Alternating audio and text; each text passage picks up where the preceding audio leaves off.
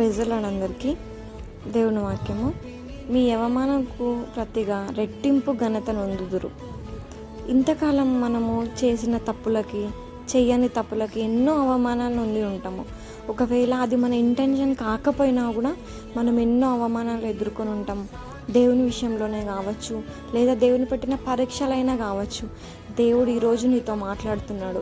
నువ్వు పడ్డ ప్రతి అవమానానికి కూడా నీకు ఒక రెట్టింపు ఘనతను నేను నీకు ఇస్తాను అంటున్నాడు. ఇన్ని రోజులు పడ్డ బాధ అంతా కూడా దేవుడిచ్చేటువంటి ఆ గొప్ప ఘనత ఏ విధంగా ఉంటుంది అని అంటే, నువ్వు పడ్డ బాధ అంతా కూడా ఈ రోజుతో నువ్వు మర్చిపోతావు. ఏ విధంగానైతే ప్రసవ వేదన బిడ్డ చేతిలోకి రాగానే ఆ తల్లి మర్చిపోతుందో, అదేవిధంగా దేవుని యొక్క శక్తితో మీరు కూడా ఆ బాధలన్నీ మర్చిపోనుగాక. ఆమేన్. ప్రైజ్ ది లార్డ్ అందరికీ.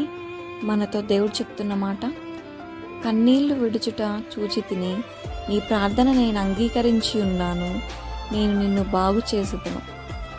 ఇప్పటి వరకు మనం ఎన్నో రకాలైన ఎన్నో విధములైన బాధలతో కన్నీళ్లను విడిచుంటాం. అయితే దేవుడు ఒక మాట చెప్తున్నాడు.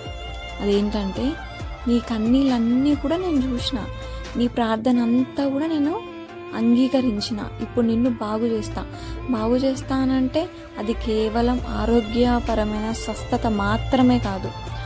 బాగు చేయడం అంటే ఏ బాధలోనైతే నువ్వు మునిగిపోయి ఉన్నావో, అది ఆర్థిక ఇబ్బందులు కావచ్చు, నీ చదువులే కావచ్చు, నువ్వు చెయ్యని తప్పుకు నిందలే కావచ్చు, ప్రతి ఒక్కటి కూడా నేను చూసిన నీకు సహాయం చేస్తా అని దేవుడు ఈరోజు మనతో మాట్లాడుతున్నాడు.